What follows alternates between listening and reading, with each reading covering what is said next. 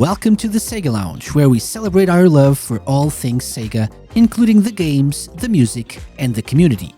I'm your host, KC.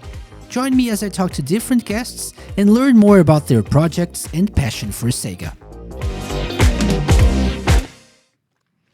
Hello! Welcome everyone to our first live episode of the season here on the SEGA Lounge. So hello to people listening in on Radio SEGA. Hello to people watching on Twitch. Very nice to be here tonight. But I'm not alone. Good evening, Resident ST. Thank you. I'm not alone tonight, so I have good friends of the show, starting with actually the owner of this whole place, SkillJim. Hello, SkillJim. Hello, everyone. How you doing, Casey? Doing great. How are you? Doing well, thank you. Excellent. That was a great entrance. Amazing. We also have Lime Reversed. Oh, hello there. Oh, Didn't see you there, Lime. thank you for stopping by. Oh, what a surprise. You're here. Yes, indeed. Thank you for joining us, Lime. How are you? Thank you. I'm good. How are you? Doing great. Thank you very much for joining us. And we also have Viper. No way, I'm in the SkillJim Lounge. This is incredible. Welcome Shock, to the horror. SkillJim Lounge. Yes.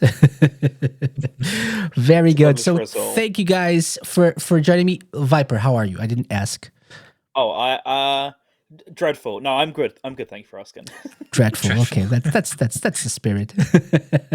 Welcome to the show, guys. Thank you very much for joining me for this first live episode of the season, which is always Heck nice. yeah. Heck yeah. Very good. So Yeah. continuing with last season's tradition, I think. Now it is. And we'll try to have at least one episode every month that is done live on both Twitch and Radio SEGA. Before we get to the meat of this show, a couple of things. First of all, thank you guys for listening to the live or the pre-recorded version of the show. Really appreciate you guys. Wanted to mention something real quick because I don't usually do this, but I should more often. And now we have stuff to promote. So if you wish to help to support the show, because we know we have to pay the bills somehow, and we don't actually have ads and stuff like that. But if you do wish to support the show, you can go to thesegalounge.com/support and you can find ways to do that. And it's now actually a proper section of our website. So thesegalounge.com/support. And you can either choose to buy me a coffee, because I'm a coffee addict. If you do wish to buy me some kind of coffee to get me through the day, you can do that. Or maybe a better option, because you get something in return, is to buy some merch, some TSL merch. So currently we have some stickers, we have some TSL Season 7 shirts, hoodies, mugs, but we will very soon, probably like next week or something, be selling, I should a little bit better. Although the green screen is like not helping, but it's a 10th anniversary SEGA Lounge mug That's slick. in It looks black. gorgeous. It looks in black. absolutely awesome. And I've been drinking out of this thing for a few weeks just to test to see if the quality is washed it good. But it's good. I haven't died yet, so it's not poisonous or anything. The materials are good, so hopefully probably next week we'll have that added to the merch section. So thesegalounge.com/support. The show is free, but if you wish to support us, help us pay the bills with with servers and websites and stuff, and podcast booking hosts. Sorry? Lime's booking fee. Exactly. Lime's booking fee. Yes. It's yes. the biggest bill of all. It is like our yearly Feel like budget. It's hard to get. 75% is like Lime's fee. Yeah. It's not hard. not easy. No. So that's the first thing I wanted to mention. Not everybody can afford me, so Oh, nice. The second thing I wanted to mention is that you can go to the SegaLaunch.com or TerraPlayer or your podcast provider of choice and find all previous episodes of the show. Obviously, on the SegaLaunch.com, you get easier access to previous shows. I've been working on the guest section, which is really nice because when we brought back the show in podcast form and I created my website and stuff, the guest section is something that we didn't have before, and we only added guests from season 5 forwards. So season 4 and earlier shows, the episode pages don't really have the guests correctly formatted and added. So I've been working on adding them slowly but surely, and I didn't even remember we had Aaron Weber on the show, for example. So we've had some interesting guests, and if you go to our website, thesegaLaunch.com, and you just look at the guests section, you can find, for example, the biggest guest of all, Lime Reversed. You can see all the episodes that Lime has featured in. So, that's many episodes. A good It's a long incentive. list. Too many. That's it. So yeah, that's about it. I'll shut up now with not interesting stuff, and let's talk about what we were here for. So this is episode 210 of the Sega Lounge. Guys, thank you again for joining me. We have a lot to talk about regarding the Community Pulse, which is the name that I thought of. I apologize in advance. I wanted to feel the pulse of the community. Yes, that's it. SkillJim, yeah. Like here? I would. I don't do know. it like Where was I doing it? more closer. Yeah, probably. I used to Okay. check here if I want to check the poll. Okay. This is great audio stuff, by the way. Great audio content. Oh yeah. For people listening to the I was podcast. putting 2 fingers up to my throat here on the side of it for you who You can listen. probably feel it better, Casey, with all the coffee that you're drinking. It's probably Yeah, pulsating. it's pulsing. Yeah, pulsating. Yeah, The audio that's for listeners, sure. ba-bum, ba-bum, ba-bum. Exactly. Thank you. The audio description is on point. Thank you very much. And so this is a survey that I created to continue tradition in a way. Each year, the second episode of the season is a look back at the year of Sega that passed, and getting to feel what people thought about Sega games and whatnot. This year we did it a little bit different as a way to try something new. We'll see if it's a good way to move forward or not, but we'll take a look at some of the categories that people voted on, and we'll take a look at the games that people consider the best of 2023 or the most notable of 2023. Before that, because we haven't done one of these since last December, maybe we want to take a look at some news, guys? Yeah? Mhm. Yeah. Oh, Let's- thank you for We're the gonna waste it. enthusiasm. Yes. Yeah, okay. Hell yeah! Let's do this! I'm so excited! There's loads Excellent. of news Yeah. as well. By the way, quick shout out to Resident SD, to Lewis from the Dreamcast Junkyard, who is also joining us here live, and says, apologize for any Bomb Rush Cyberpunk propaganda I submitted. You were not the only one, my friend. You were not the only one, and for good reason. But let's start with some news. I actually have a script for this first piece of news that I will read here. Oh, I want to do that one. No, the script is James, you're always on top of the news. Would you like to tell us about the Sega AI? The Sega AI. Ooh, that is a topic that I'm well versed in, Casey. So I don't really know much about it, to be honest. I should have done a lot of research. I had planned to. Wow, Casey. looks amazing. Wow. I told him Put me I on the would do spot. it, and he said Yeah, go why for not, it. yeah. So My gosh. I didn't think you would actually do that, but okay. So, in short, the SMS Power community, which people who are Sega fans probably know a little bit of, right?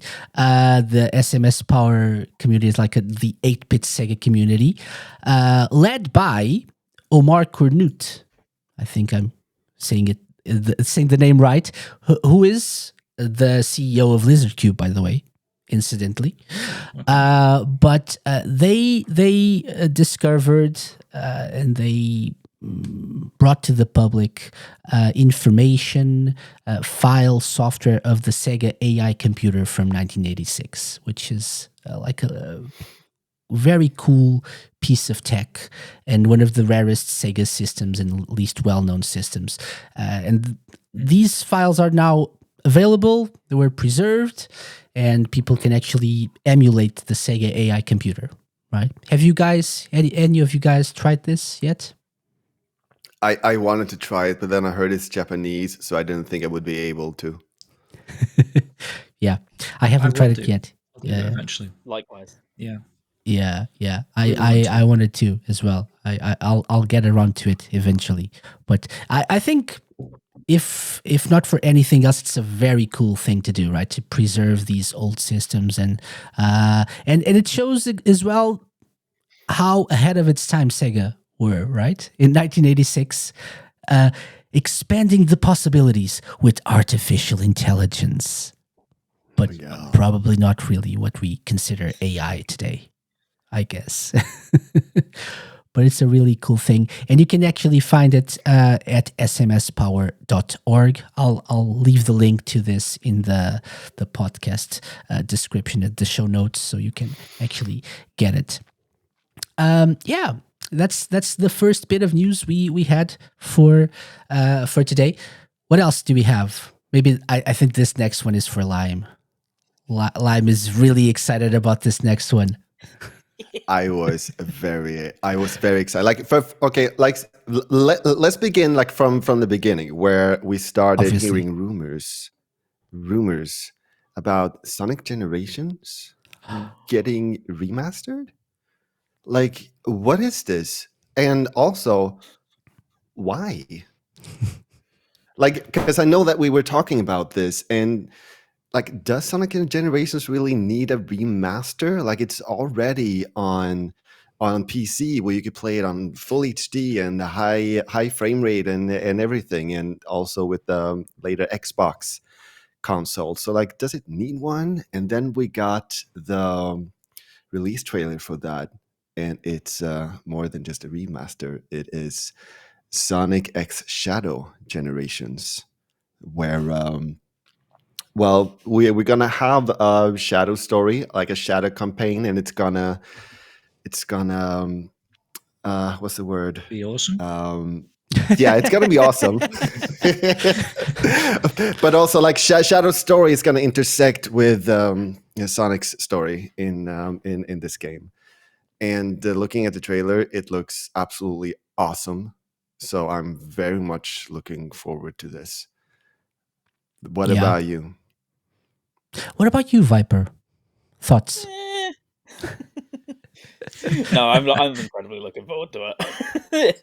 I'm not in Lime territories, but I love Generations. I mean, it's hard to ask a Sega fan in like the last 10 or so years who doesn't. Even if you don't really like the state of Sonic right now, it's like still considered one of the few good ones, or it's one of the best if you do. So more of it's not a bad thing, being able to play it on modern platforms. I know it's had problems on PC for ages, and even the new Xbox upgrade thing isn't perfect either. So making it more accessible to more people in a better way, especially if you're on PlayStation, you've not had any of this love, for example. You've had to be on Xbox or PC to play it in a very, they weren't the best of things when they came out, bless it. It tried on console, but truly was a bit of a mess. So actually having access to like a really good version, and that's before you even add in all the additional content, which I've heard it being dubbed as like the year of Shadow, and I think that sounds about right considering Sonic 3, and I'm sure we're going to have like some Twitter comics like they sometimes do leading into both of those as well. So should be a good time, hopefully. Yeah. I'm definitely not as excited as you guys probably. I'm getting a little bit more excited as time goes by, and as I look at this again, I was watching the trailer as you guys were talking, and I was like, "Yeah, this is cool. This is kind of cool."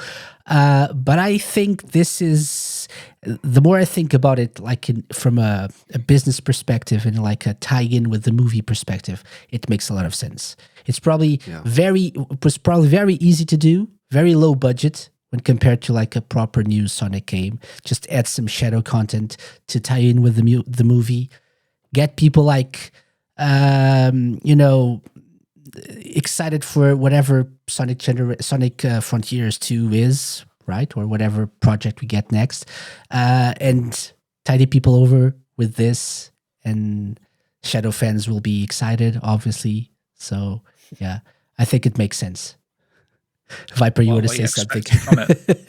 Do I? I mean, No, I thought you were. I have no idea. I'm lost. Okay. Yeah, sorry, Jim, you were saying something. I was just asking what do you expect is going to happen with this project? Do you reckon it's going to force you to play through the entire Sonic portion of Sonic Generations again and then unlocks the Shadow stuff? Or do you think the Shadow stuff is like there from the start? And how many stages is the Shadow mode? Is it going to be like a small portion, like 4 classic Shadow stages or something? Or is it going to be an entire second half of a game? I don't know. Yeah, that's a good question. How long it's going to be, no one knows. I'm hoping that it's a little bit more than the Shadow edition of Sonic Forces. I thought so. It's going to be if it's in the name. Similar. Do you like DLC feeling?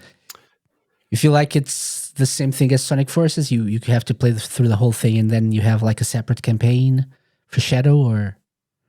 I think it's possible that it could be like what they did with the Plus things, like Sonic Mania Plus. Like you, if you had the game, you could just like buy the additional content as DLC, but it was also kind of sold as a separate game. I think that would make sense, but I have no idea how they are going to do this. But I think that's very possible that they could do it that way. Okay. Yeah, it could be intertwined with the main campaign, right? Like in between, because like the white space idea, you could have like shadow sections in between, especially if they're calling it Sonic Cross Shadow, Sonic X Shadow Generations. I don't know what the idea is, but having it like a separate story could work as well. I don't know. I have no idea. Yeah. It looks like it's going to be a separate story, but still interact or like intertwined with the original story.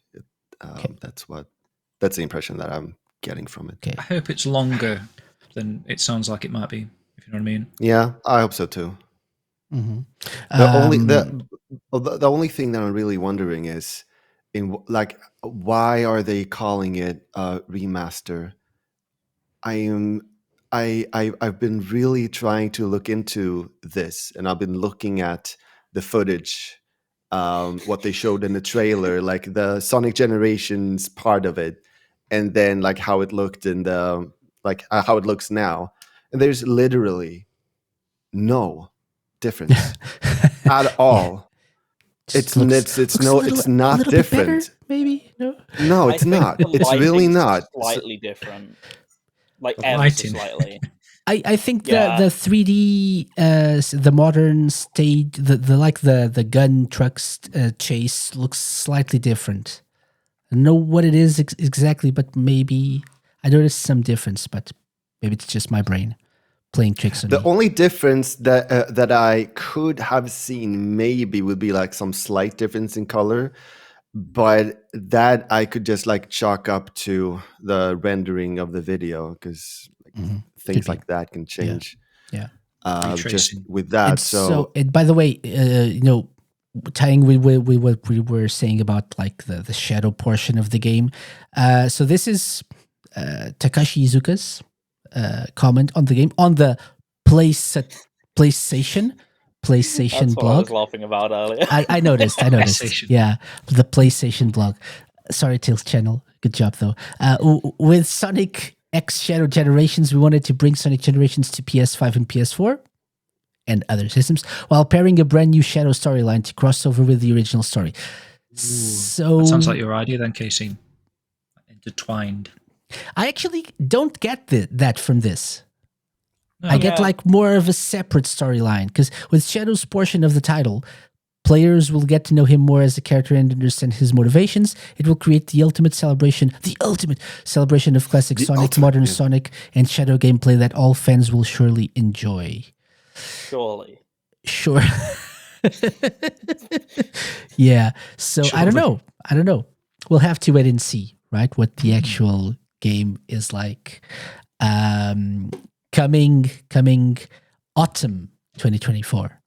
Yeah. Apparently, I think the PlayStation thing might be like it could forgive calling it a remaster, since it didn't get the upgrade that they did for Xbox, for example. So I compare like within the PlayStation ecosystem, like if you would play Sonic Generations there, you would still have to go back to what it was, like upscaled 720p and 30 FPS, and barely, yeah, even so. Like, I mean, in that ecosystem, it could be seen as a remaster, maybe. Yeah, I guess. Yeah. What is a remaster, though? That's a good question. That's a question for another podcast. An entire podcast. Yeah. Okay, so moving on with, and this is actually a perfect segue because we were talking about Shadow. We also got some news about the Sonic 3 movie, right? Apparently, a bit of a surprise for some people, because he said he would retire after Sonic, the second Sonic movie, but apparently Jim Carrey will reprise his role as Dr. Robotnik, as Eggman in Sonic the Hedgehog 3. Cha-ching.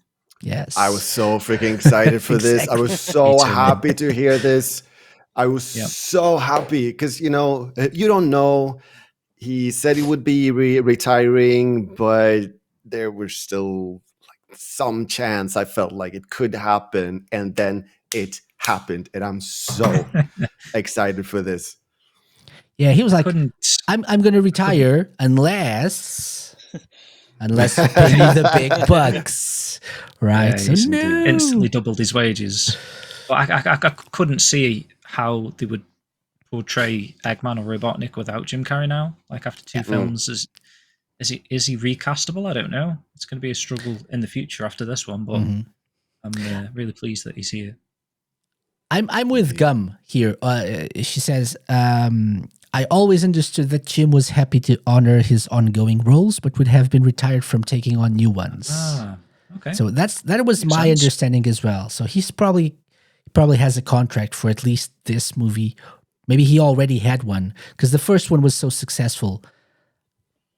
I'm guessing they signed him for more than just one movie at a time, or at least they had like a verbal agreement or something.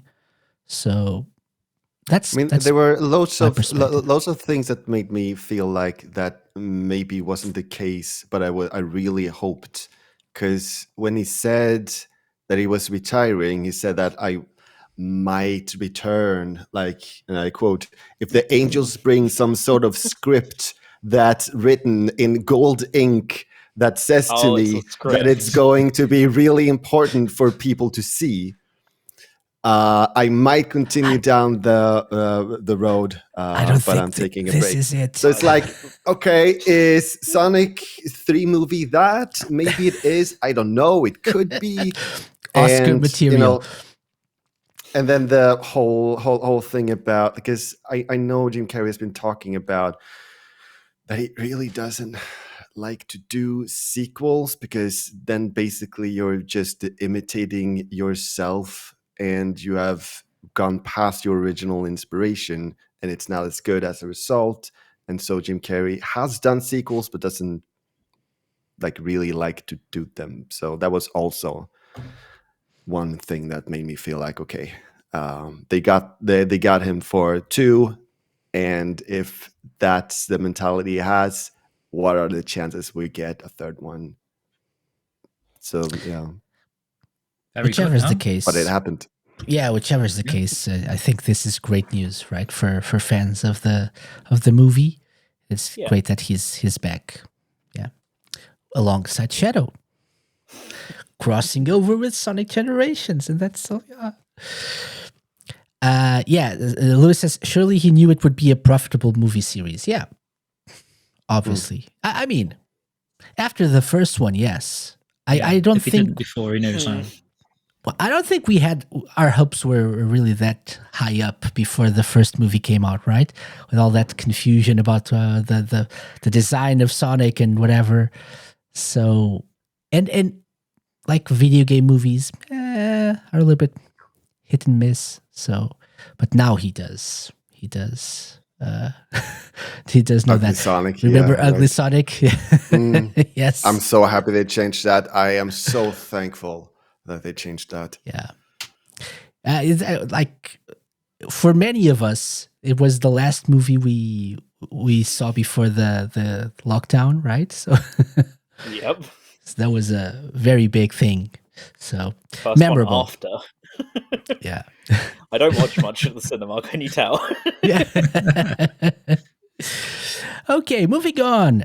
We have something else, which actually is, again, Sonic related and Sonic movie related as well, which is the Knuckles series is coming April 25th to Paramount Plus, that service that I think everyone subscribes to. Definitely has. Yeah, for sure.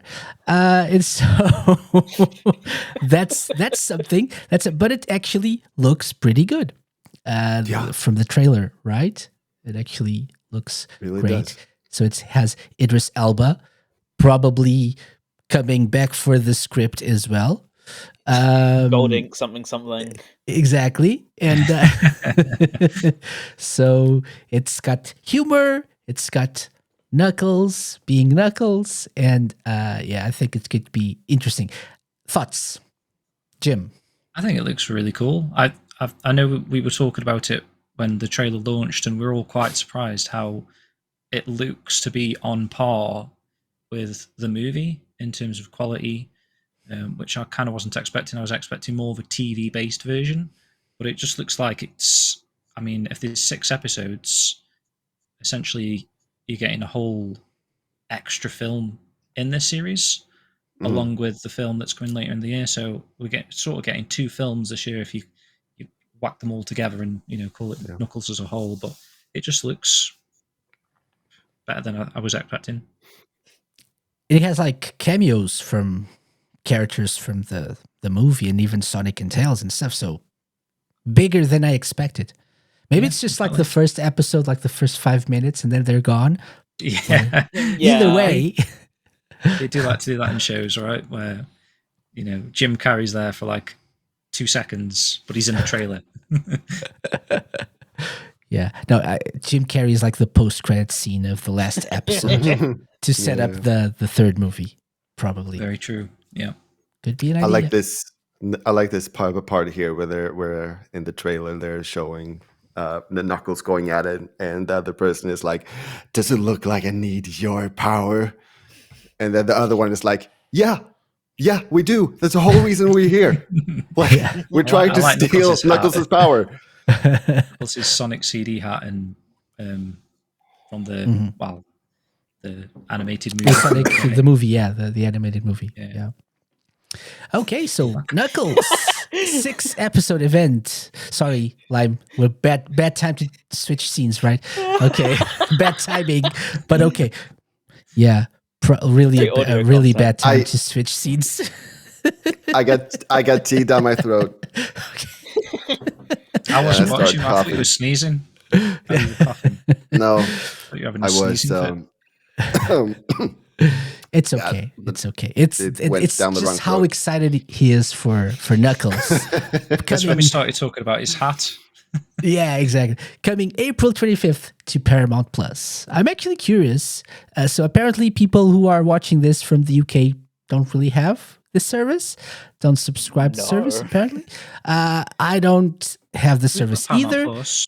What about the majority of our listeners in the US? Is this a big thing in the US, Paramount Plus? I think it's I'd like big to know, over the US, actually. but I did subscribe to it like when it first came out because they had like a new Beavis and Butthead series. So Okay. I watched all that. Okay. It was okay. Very limited service, but Just like Knuckles. it's one of those that you just dip in and out of. So now Knuckles is here, I'll sign up for a month. Well, Yeah. more than a month, I guess, because is it 6 episodes? So if it's like a weekly thing, I think someone was saying that you're gonna have to subscribe for 2 months. So are they releasing an episode a week? I'm not sure actually, but I feel like I heard that recently that because it's 6 episodes, they're getting a second month out of you, if you know what I mean. Oh, okay. But I'm not 100% Makes on sense. that. So you have to subscribe 2 months. Yeah, it makes sense. Yeah, okay. It's just for the love of Knuckles. Makes sense. I've been trying to. Okay. I've been trying several times actually to subscribe to Paramount Plus. Like I've even tried like the things with like pretending to be in the country, VPN things, like to try to get it, but they blocked that too. So like after a while, I'm like, okay, fine. Guess you just don't want my money. So you'll be watching on Paramount Plus day one, though, right? You'll be flying out to America to watch Knuckles. When I see those screenshots of you watching it, that's what I'm hearing, right? Yeah. See, right now, for sure. Right now, they have actually fixed it. They have a solution right now. I still can subscribe to Paramount Plus, but they have an equivalent in Sweden now. Oh, an that equivalent. Has the same. No, they have an actual official equivalent that you pay for. No, stop it. Pirate Mount Plus. That's not it. Pirate Mount My Plus.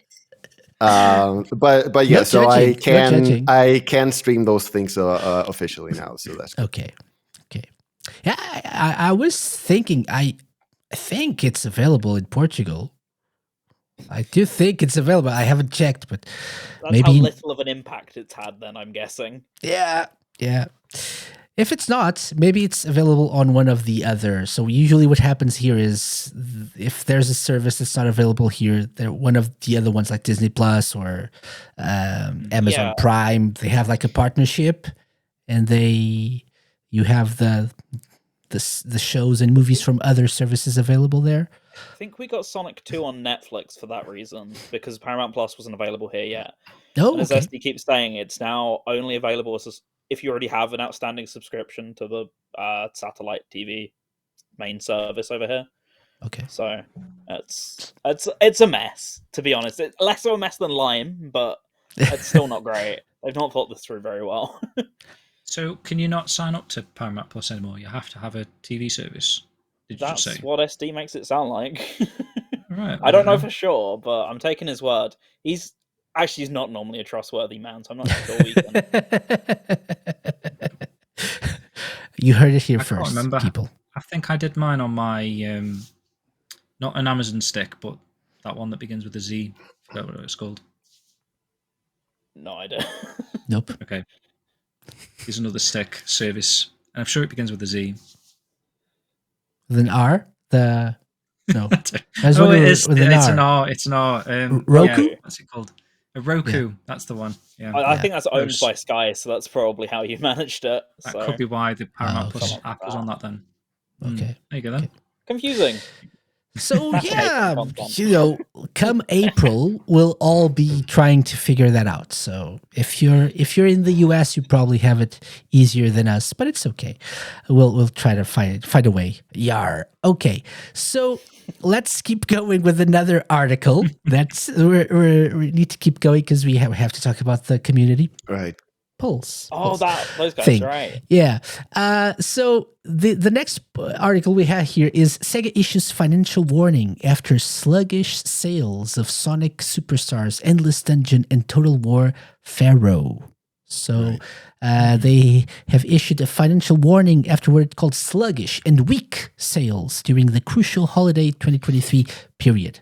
Reporting its financial performance for the 9-month period ending December 2023, SEGA said it had revised its sales and profit forecast down, mainly due to weak sales of new games released during the third quarter of the financial year.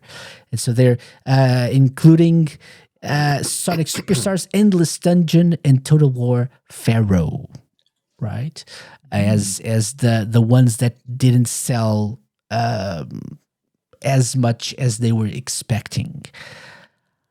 I mean, what are your thoughts, guys? I don't know. Yeah, that's my question here. Exactly, Jim. What are your thoughts on this? Were they expecting too much, perhaps? I know it's been said a million times, a million ways since this news. Oh, Sonic Superstars released too close to Mario. I could say the same of Endless Dungeon. I believe that was the same day as that huge Sonic Frontiers update. Like your flagship game versus a game admittedly popular with different crowds, but still a less popular game. Like, it feels like a huge conflict of interest in the sales department to me. One's free, I get it, but in terms of actual interest, people jumping into the game, looking at those numbers as well, that feels like, oh, I might not go out and buy it day one or whatever because, well, something else took my attention that you made on the same day. They can't even blame it on Nintendo or whatever in that case, you know? But yeah, Mario Wonder is the obvious case, and Sonic Superstars case, too expensive at launch for the content that was Sonic in there. was, man, definitely. Isn't it like Sonic 60, 70 quid or something? Yeah. They could have slashed that game in half and sold it for 30. Well, we can't get too much into spoilers, but certain campaigns in that game exclusively exist to pad the game to £50 or whatever it is in your country. It's very obvious that that's the only reason it's there. So they could have just. I was reading. I think was there a tweet or that maybe even that article a little bit below these comments, and someone was saying in one of the comments, I think it is on that article page, that like I've not done the research into this, but apparently they put a lot of money into Sonic Superstars, hence the high price. Yeah, they sort of like overvalued the design stage, which led to a game that you would think on paper, the way it looks, is like a £40 game. Probably this comment here. Was it the second one down? Yeah, so he said the issue, at least according to the article, is the development cost for something like Sonic Superstars was a lot more expensive than it should have been as well, due to rising development costs in general. This is why they priced it so high. Right. So, I don't know if you trust that comment, but it would make sense if it's an outsourced game. Makes sense. Especially from a company who frequently works with, like, say, for example, Nintendo and other pretty high-profile companies. It makes sense that they would therefore demand a pretty high fee, especially if it took a couple years. Also, wasn't there that rumor that it restarted development twice? That would also pump a lot of cost in if you got to hire two different studios to make the same game. Is that because the head case or whatever started it first? Headcanon and the Taxman both apparently worked on a chunk of it before pulling out. Supposedly, I don't know how true that is. So there's a lot. Yeah, it's a. But it actually, they actually say it here, right? Like Sega say, in addition, game development costs continue to rise. So they actually acknowledge this. Yeah.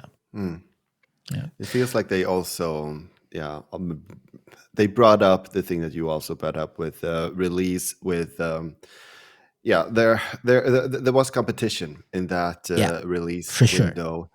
Sure. But I feel like when I look at reviews, the reception was mixed. Like that's exactly what it says on Steam. And when I look at when people are talking about it, people go like, "Oh, it's okay."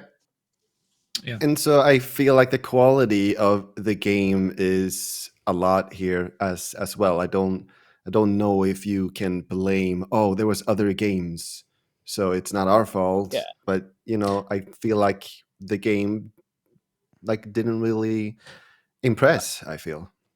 I think you definitely can blame the competition here, but not really the competition itself, but the fact that you choose to release your game. I'm not saying it's a 0%. I'm not saying it's a 0%. I'm just saying like they only mentioned that as if it's the only reason, and I don't think that's the only reason. Yeah, for sure. It's more than one. Yeah, more than one thing here. Do you think the price was quite damaging, and maybe they just trusted that Sonic would sell the numbers, but like kind of what Lime's saying there with the mixed reviews, because of the high price tag, people wait to see what other people are thinking about it before they invest. Like, say if it started lower, they may have got double the sales because it's an easy and pricing game to buy equals and expectations as well. And If you also, price it that high, people are as going to have time goes expectations. by, as we move forward in time, we get older, and the chunk of Sonic fans that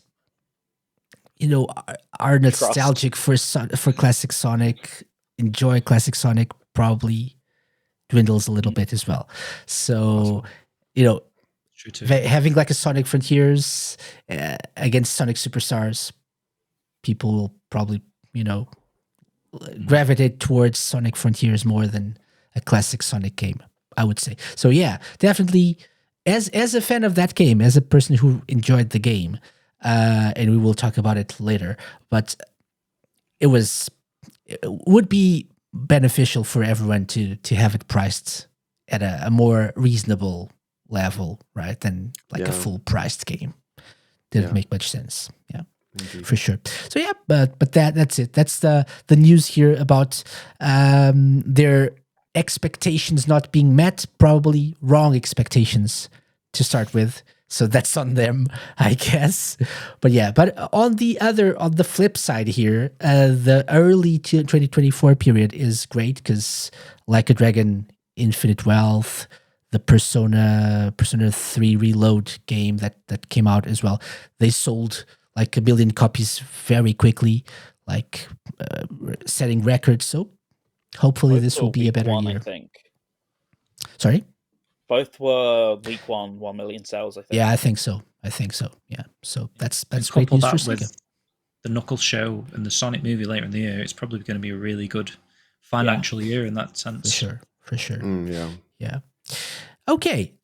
Moving on, since we want to keep going, we recently got a Nintendo partner direct, whatever, and we had actually an interesting announcement, which was Super Monkey Ball Banana Rumble, right, coming to Switch on June 25. And as our resident Super Monkey Ball fan, Viper, thoughts?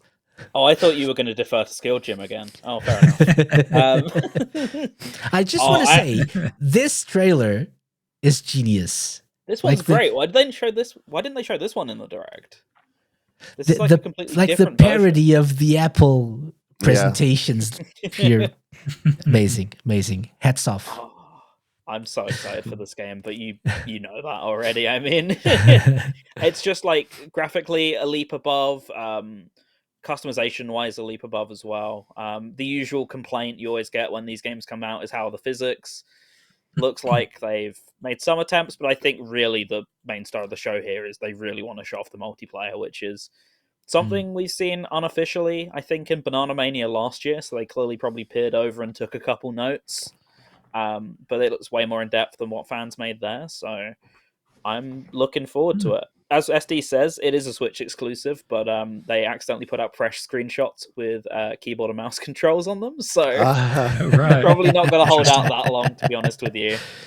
But yeah, I think the statistic, at least for Banana Blitz HD, so the one before last, was like overwhelmingly in favor of Switch sales, which is why they really focused on optimizing the Switch version for Banana Mania.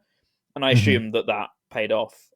I think the series seems to be strongest on Nintendo right now. I mean, a lot of stuff is, but enough to where they can have their cake and eat it too by taking this deal effectively. So, I mean, if it's where the majority of the player base is, then all the power to them, I guess.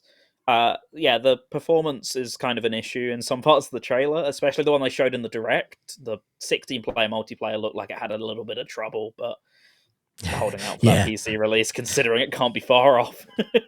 They said it themselves. How do you play online multiplayer on the Switch at the moment? Do you have to do that phone thing and then connect to like a Bluetooth headphone to your phone, or is it changed? So that's for chat. That's how you do voice chat. Yeah. You just do it through the actual console for the actual multiplayer. So should be like too tedious of a process. Hopefully. Do you reckon this is a whole different matter? But do you think the Switch 2 will be backwards compatible, and we'll get these games like optimized for like automatically, like Series X, Xbox One, Series X, optimization. You'd hope, but it depends on how much money they give Nvidia. Because the boring technical thing I heard is that supposedly the chip which Nintendo would upgrade to isn't backwards compatible. But I'm sure they can slide Nvidia a lot of money to get the top people on the team and go, hey, can you figure this out? Even though this currently isn't the case. You know, like, do you remember how weird and buggy that 360 backwards compatibility stuff was for the original Xbox games? That shouldn't have ever worked on paper, but that was a lot of money being put in by Microsoft. So I'm sure Nintendo have that Wii money still sat around, so I'll give it to Nvidia to work Wii U out. money. Yeah, maybe not the Wii U money. Like, that's a different thing, different console. You guys wouldn't understand. Apparently, make it like, was it the DS where it still had a Game Boy Advance slot in the bottom? Yes. So yeah, they're generally pretty Nintendo. good, but this time it relies on another company, so I think you got to play that. At least that's what I heard. I'm guessing it's probably not very. If it's like the same infrastructure, shouldn't be too hard to make it happen. Probably outdated. I just remember hearing that somewhere. So I heard it too. I heard it that's too. Interesting. Yeah. But I think that they're shooting themselves in the foot if they're. Yeah, there's like, no way if they're not making Nintendo. Yeah, exactly. That's exactly. Like the Switch was like hugely popular to not make the one after backwards compatible to that. That would be a mistake. Yeah, and even the Wii U was compatible with the Wii, right? You could put Wii discs in. And GameCube in the Wii. So I think. Indeed, they've had a couple generations of it. Obviously, they lost it going to the Switch, but that was the, the whole Apple innovation through loss or what, I don't know, however they word it. But we got to move forward, or we got to move backwards to move forward, right? That was Nintendo's logic here. So it'd be really stupid if we move backwards to move back, especially with the Switch library, right? There's like thousands of games. It's like it would be such a shame to lose it. For sure. They got to do it, but hopefully we can get some sort of an upgrade in performance for these games, right? Especially the ones that are right now starting to struggle with the limitations of the Switch, and clearly 16-player multiplayer on Switch. So probably. My other concern was like, how active are these servers going to be in a couple of months' time? Is it a franchise that is going to maintain 16 players every time you want to go on? Yeah, that's a very good point. Is it an in-the-moment type of game where, the first week I think like Monkey Ball is more popular than we might think, especially within the Nintendo community as well, right? I it started on GameCube, like the console version started on GameCube, so... Yeah. And I know there are a lot of Nintendo fans who are Monkey Ball fans. So if they do this right, could be popular enough to maintain like some support throughout the months. 16 players also isn't a huge number. I'm sure if even if in the event there's just like going into a match and finding it goes dead, I'm sure there'll be like plenty of. I've seen it for all sorts of games, like just game nights on Discord or something. So I've hopped in during one of those and I've got into a 16-player lobby easy. I did that on Sonic Transformed the other day, for example. Well, that's a dead game, and I got a 10-player lobby going on Wii U. So cool. you just got to look in the right places sometimes, I guess. Yeah. One thing that I remember wondering about the multiplayer there is like I'm under the impression that you tilt the whole stage. Yeah. When you move with Monkey Ball, like if you do that, that's a good point, actually. Like, does it do it for everyone or just you? And if it's just you, how does that work? Maybe it changes to just tilting the ball. I think they changed that between games. It used to be you tilt the ball and now you tilt the stage, so maybe they'll change it back to tilting the ball for multiplayer, because otherwise, it feels like a conflict of interest from everyone who's pressing buttons at that point. 16 people fighting. I want to go this way. So June 25th, by the way, exclusively on Switch, at least for now. Maybe PC later. Okay, last bit of news before we keep going is Samba de Amigo Party to Go, right? This was just announced like yesterday Yeah. Somebody Amigo Party to Go on Apple Arcade, everyone's favorite platform, brings the party to the masses with a huge new update, new mode, online match, which is interesting. On like your phone. New tracks, Cupid, twin version, sped up by 50/50. Do It Well, and an original track from Sega. Puyo Puyo costume and accessory spec. So there we go. New content for Somebody Amigo Party to Go. I haven't touched this. Yeah, new for this at least. I haven't touched this since like the game came out last year on the phone. Have you played it, Viper? I have. I don't have very high opinions on this. If you just play it like to play Somebody Amigo, it's fine. But one of the big draws at launch was that it was the only version with a story mode. The Switch version just didn't have a proper story mode. Yeah. If you're playing it for that, it's not good. It was one of those. I don't know how you word it. It's just one of those rhythm games where you just feel like you throw yourself at a wall, and then the only way you pass some of the songs is through using the cheats that they give you in game. Because some of the chart, it's a touchscreen game, right? Some of the charts are the exact same as the Switch version, which are expected to, shake your arms around or whatever, right? Doing that on a touchscreen where your hands are kind of spaced out like this, I know, weird. It's a little weird, but it was like impossible for some of those songs, I swear, and like I could do them fine on the Switch on the highest difficulty, etc. Just felt like it wasn't quite QA'd properly. That was also emphasized by, I noticed so many grammar and spelling mistakes in the English script, at least. Oh, that's true. Yeah, I remember that. There was so many. I had like PlayStation. a problem with the game crashing as well a couple of times, I think. Worse than that. Worse than PlayStation. Really? Yeah, there was some pretty egregious ones in there, like grammar mistakes as well. That's true. You lost like the meaning of the sentence a couple of times, I remember. Wow. It launched in a really rough state, and yeah, it's like every single time I've seen a content update, they've just drip fed what's already in the Switch version. But I think, if I'm not mistaken, the first song, what is it? The twin version or whatever? Is it the sped up version of Do It Well? No, Cupid. I don't know. Cupid twin version Cupid. sped up. Unless I'm mistaken, I don't think that's in the Switch version. I think that's an exclusive. So technically, they've got an exclusive. After long last, there was like 2 other songs on launch that were only on that version. Mm-hmm. No, 3 other songs at launch that are only in that version. Yeah. But it's interesting they're still bothering to update this, because it wasn't on that list, but I also supposedly heard that Somebody Amigo was also considered a financial failure. So how are they probably not on Apple Arcade? Yeah, I was going to say Apple Arcade is not going to be the issue here. That's why this probably is the only not version still getting updates. Yeah. Adding these songs like Do It Well by Jennifer Lopez, is that Sega paying Jennifer Lopez to use her song, or how does it work? Yeah, I don't know if Jennifer Lopez or like the record label or whatever. There's a license fee, surely. Yeah. Something like I that, think it would make sense, right? So yeah, but we actually, Lime and I actually got the chance to sit down with the Hardlight people. Spoilers for a future episode of the show, and so these like partnerships to do with Apple Arcade are probably financially important as well. Pretty fruitful. Right? Pretty fruitful. So they probably don't really matter if not a lot of people play these games. I think we also mentioned, so Lewis was actually saying, where's Choo-Choo Rocket Universe, Sega?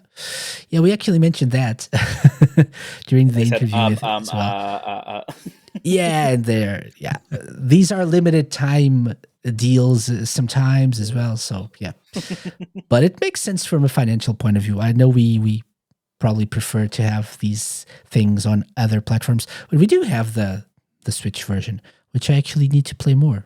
It's really a lot of fun. That's actually good. It's actually good. I should stream it, like make a fool of myself. Absolutely. Yeah, which I usually do. You could do the online co-op mode as well. I'm pretty sure the Battle Royale mode has like matching online. You could get other people into the lobby. Yeah, I've considered doing something like that. It's pretty cool. Okay, we'll do that. We'll do that soon. Okay, and that's it. It's all for the news. All we had for the news. Thank you guys for pitching in with your thoughts on these. This was like a news roundup since the last 2 months. We hadn't have a show, so we just looked at what happened in the world of Sega.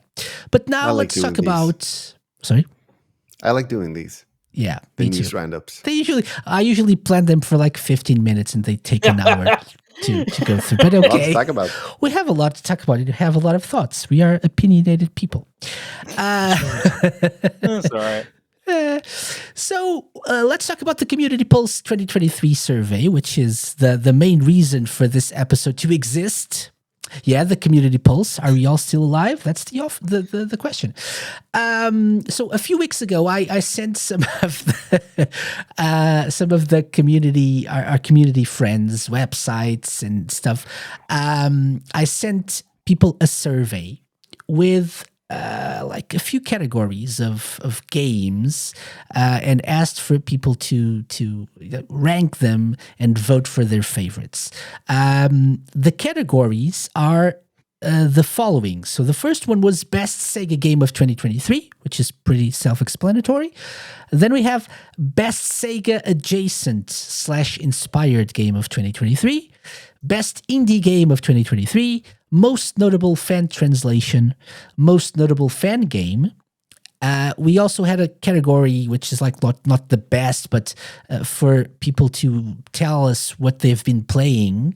So notable older Sega games played in 2023. And then the final one was Best Non-Sega Game of 2023. This is basically what I've been doing for the past few seasons, but usually instead of having a survey, people would record themselves talking about these. Since we wanted to do this live and try to do this in a different way, maybe, not really, I thought we'd try this year. Note to self: don't plan this for the very close to the week of Game Blast next year, because I wanted to do more with this, but I didn't have time.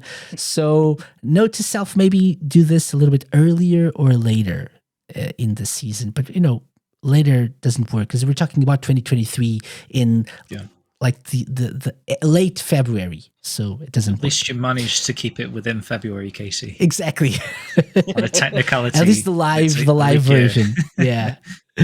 So let's start with the big category. Let's not waste time, and let's go with Best Sega Game of 2023. So there was a list of games, and you guys asked not to be spoiled. So okay. Oh, there we go. So this is the state for people watching.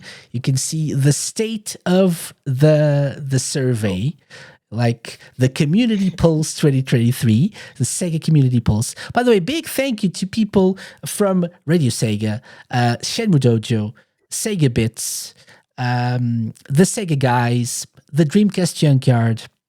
We had streamers like Argic, Sam Procrastinates, Pika-chan, and many others. So a lot of people actually replied to this survey, and these are the results. So there's a big discrepancy, like the first two games have more points. So this is how it worked. I gave people the list of games, and they had to score them according to their 5 favorites, right? So the best one would get 5 points, second 2 points, third 3, and so on. And this is what had happened. Okay. Any guesses as to what the best game of 2023 was, guys? Shenmue 3. If only, if only. No? Okay. So I'm going to reveal this little by little. Okay? So is it not going to be Sonic Superstars now? I don't know. So with unfortunately 0 points, we had Persona 3 Portable. Okay, no votes for this. 1 point, one vote for Company of Heroes 3. Bayonetta Origins and Total War Pharaoh both got 2 points. And then Football Manager 2024 got 3 points, Endless Dungeon 4, and Etrian Odyssey Origins 4 points as well. Okay, so these are the first few or the last few, depending on your point of view, games here. Any sort of disappointment here, guys? For you? Really? Bayonetta Origins was great. Absolutely deserved a few more points. I get the feeling they're my 2 points in particular. Yeah, I very much think they might be. No, great game. I don't think many people played it. I think it really went under the radar at the time, which is a shame because unlike Sonic Superstars, you can't blame that on nothing else being around at the time. It was a dry month. It just got no recognition. It was like January, right? It was March. What else came out in March last year? I can't think of anything. Yeah. I'm with Space Holiday. I'm surprised that Persona 3 Portable didn't get anything. Came out last year. So this is Lewis's favorite game of all time, apparently, right, Lewis? But not even Lewis voted for it, though. So that's sad. Lewis, what are you doing? Why didn't you vote for this? It was just a remaster, right? Though, so it wasn't really like the new game we got this year. Yeah, I think it was literally just a port, like a PSP emulator, around the game. And even then, I heard it was apparently pretty buggy on top of that. It wasn't a very good emulator. Okay. So, as I said, like, we had already had leaks for Persona 3 Remake for, like, a couple months. So, like, why would I even bother playing this? And most people prefer, as Lewis said, most people prefer the PS2 versions anyway. So, it's like kind of a, it's a whole storm, right? Yeah. So poor Persona 3 Portable, no votes, but every other game had votes. Okay, so let's move on. Let's move on to the next batch of games. And coming up next, with 5 votes, or 5 points actually, Persona 4 Golden, a little bit higher than 3 Portable. And then Persona 5 Tactica got 9 points. And I will say Persona 5 Tactica deserved to be higher on this list. I actually played this last year in December because it was on Game Pass, and I really enjoy it. Really enjoy this game. It's like I'm not really the type of game that I usually play, but I really enjoyed this. So Persona 4 is such a gem of a game, though, and it only got 5. Same thing as Portable, right? It's just another port. Who played it will have already played it and won't have gone, oh, this is the game that I loved most this year. It's like, well, I loved it most in 2012 when it came out or whatever, Yeah, I guess. That's how I look back on these things personally. Yeah, that's true. That's the point. Mm-hmm. Yeah. Ravsik, by the way, on Discord is saying, I love tactical RPGs. I loved Persona 5, but P5T was so uninspiring. I never really picked it up after a couple of attempts. Really? I actually enjoyed it very much. Not really my cup of tea in terms of genre, but the whole aesthetic and the whole Persona 5 feel to it. I thought Ravsik didn't realize it's live. Yeah. That's a call out, Rav. Yes, Ravsik, we're live on the radio and on Twitch right now. Yes. So yeah, but I thought it would. I think I voted for this one. I actually voted for it. So these 9 points, like half of them are mine, perhaps 4.5. No. Okay, so let's move on. Let's move on to the next section. 3 more games. So with 15 points, Samba de Amigo, Party Central. I didn't include the Meta Quest and the mobile version here, but 15 points for the Switch version. Deserved, I think. Sonic Origins Plus. Higher than I expected, to be honest, with 17 points. Same. My reaction too. How did that get more than like Persona 4? Because maybe people played it, and some of the games on this list Sonic. people didn't play. Yeah, people played it because it's Sonic. With the experience of running general Sega surveys, if it's a Sonic option, it will poll higher than things that probably deserved it. Yeah, I did the same, but still. Yeah. Well, yeah, but they probably deserved it more than Origins. Your shock on your face said it all, and you're the Sonic guy here.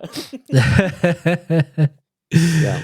And true. slightly above that with 22 points, C Smash VRS, which was surprising to me because I didn't nice think. To see. Yeah, it had a few people voting for it, which is interesting. I didn't think that many people. I think I have the list here.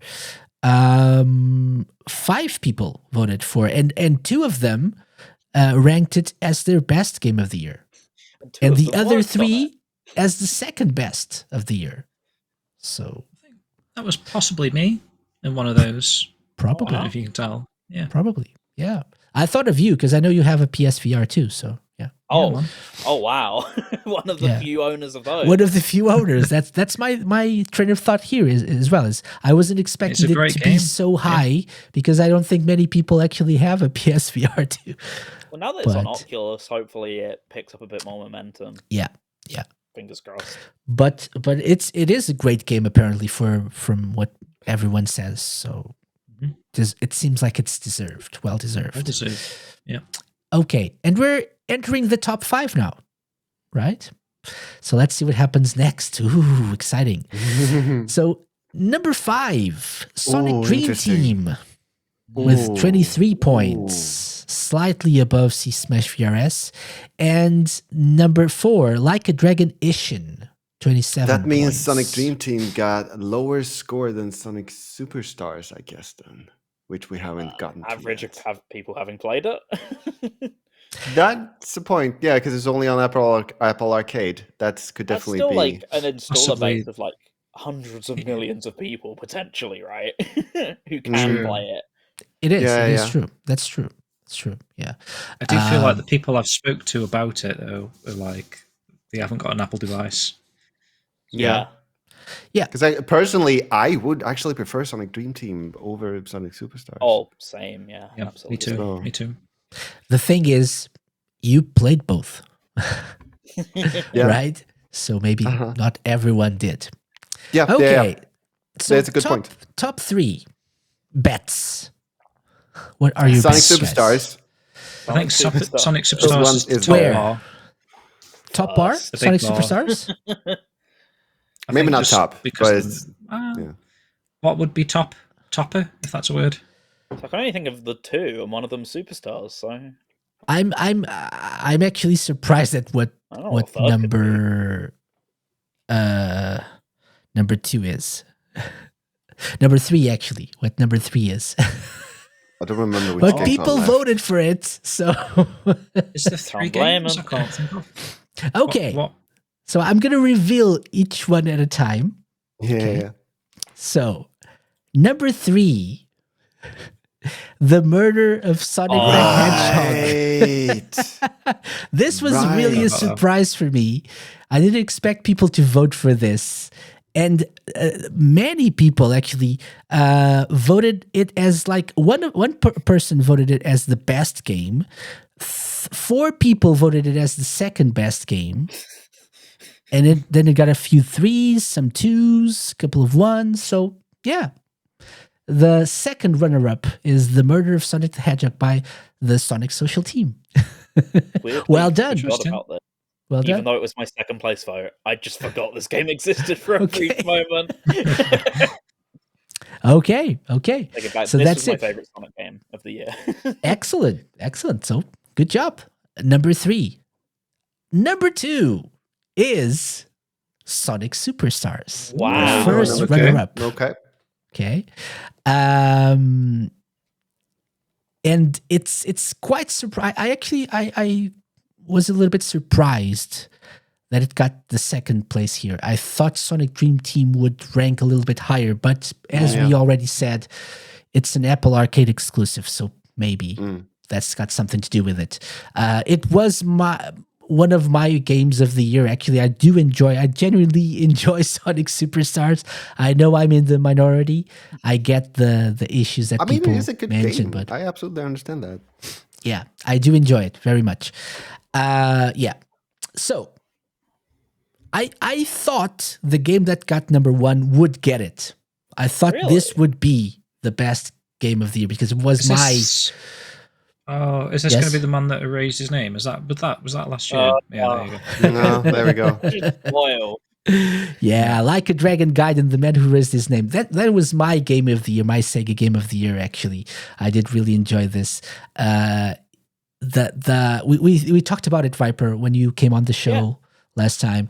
It's a shorter, more compact, Like a Dragon experience, but really enjoyable. The story is probably one of the most emotional ones in the series. So definitely, in my opinion, well deserved for the man who erased his name. And a good way to set up the events of Infinite Wealth, right? As well. So it was a really nice. I prefer it, honestly, still. So it's a great game. Yeah. RGG, Excellent. as SD said. RGG. RGG, exactly. RGG. So that's it. That's it for our best. And by the way, let me just share the final results here. So 32 points for The Murder of Sonic the Hedgehog. He's dead, finally. Sonic Superstars got 50. Finally. And Like a Dragon Gaiden got 73 points. So 5s all across the board, 1, 4, and a couple of 3s. So definitely most people's game of the year in terms of Sega games of 2023. Yeah. Any comments? No. Surprising list. Yeah. Mostly normal, but some real what's the word? Some shockers, some upsets. Upsets is the word. Some real upsets. Scotty says, confirmed Sonic's death is more interesting than sports. Wow. I'll have that. I can't argue with that. I have to say, yeah. Sonic's death could be a sport in various circles. Just a halftime show, murdering Sonic. Okay, so that was the first category, best Sega game of 2023. And then we got into, and the other ones need a little bit more explaining. So the next one was best Sega adjacent / inspired game of 2023. What do I mean by this? We wanted games released in 2023, which, while not official Sega releases, I'm reading from the survey, were either inspired by a Sega IP or created by a former Sega developer and share some of the Sega DNA we all love. Okay, and I actually gave 2 examples, which were Bomb Rush Cyberpunk and Air Twister, as games which are Sega adjacent / inspired, right? So what do you think, guys? What do I think? Well, I can see the results. Yeah, that's kind of what I was thinking. Yeah, you know these. These you know. Okay, yeah, I forgot about that. I shared these feel like with you. Casey, maybe you giving those examples may have persuaded. That was my thought too. I got that thought as well. Like, interesting. The reason I did was so that people would not vote for things that were really not what we wanted here. Actually, people voted for these 2 games. Overwhelmingly. But we got a vote for Hi-Fi Rush as well, which I thought interesting. Yeah, and in a way, I agree. Yeah. Hi-Fi Rush is definitely like Jet Set Radio. Yeah. In a way. Kind of graphical style. Maybe. So I got the vote for that game as well. But the winner was, of course, this Bomb Rush Cyberpunk was the best Sega adjacent or inspired game with like a majority of votes. Although Air Twister was also highly voted, but Bomb Rush Cyberpunk was the winner in this category. Have you guys played it? I know Viper has. I know you have. Yeah. I didn't finish it, but I played it. Yeah, really enjoyed my time with this. I've seen Bigga stream it, so I know what it is. Now that you've played Jet Set Radio, Lime, you should actually play this as well. Play a good Jet Set Radio game. Yeah. Yeah, I mean it does look good. Like in Jet Set Radio, like in any of the games, do you get that like boost pack that you have on the back that you have in this game, or is that exclusive to this? That's exclusive to this. Yeah. Okay. Yeah. Interesting. It's an interesting twist on the Jet Set Radio formula, right? And you don't just have like the skates. You have the bike between all and of them. Yeah, skateboard. The bike's my favorite. Yeah, me too. Yeah. Okay. So yeah, Ravsik is asking, and this is a question that came up: is C Smash VRS directly published by SEGA? I thought it wasn't. So it's not. It wasn't directly published by SEGA, but it is a SEGA IP. Same reason why Bayonetta Origins was on the list, because it is technically a SEGA IP, right? But it was published by Wolf and Wood. No, that's the developer. I can't remember. Like the Panzer Dragoon remake or something. York's like company. Yeah. York Tittle's company. I don't know which one. Rapid Eye Movers, I think. And Wolf and Wood were the developers of the game. Yeah. So as just like Lewis is saying, don't sleep on Bomb Rush if you love JSR. Even if you don't, try it. I think you'll love it. It's a really good game. It's so satisfying. If you ever had gripes with how Jet Set Radio plays, it just washes all that away. It's Jet Set Radio in the modern day without all of the clunk. And I love those games, but they're hard to recommend to people who've not already played them unless you're recommending them on a purely aesthetical basis rather than actually playing them. It fixes every problem like that. So if you're hesitant based on that, I'd just jump into it, honestly. Yeah. I recently played the Jet Set Radio games. I very much enjoyed it. I didn't get far though, but I very much need to have another joint stream. Definitely. I'm definitely. live commentating on your progress through GSR. It was loads of fun. Mama, don't sleep on it. Okay. So, next up, we have the category that I think... And so, by the way, full disclosure, the only category that was mandatory was the first one, was Best Sega Game. So not everyone, voted for the other categories, maybe because they didn't play any of the games that fit the criteria or didn't really understand. This next one caused a little bit of confusion, so I had to void some of the votes. Best indie game of 2023, but it says here what it is. We're choosing the best indie/homebrew game released for Sega platforms in 2023.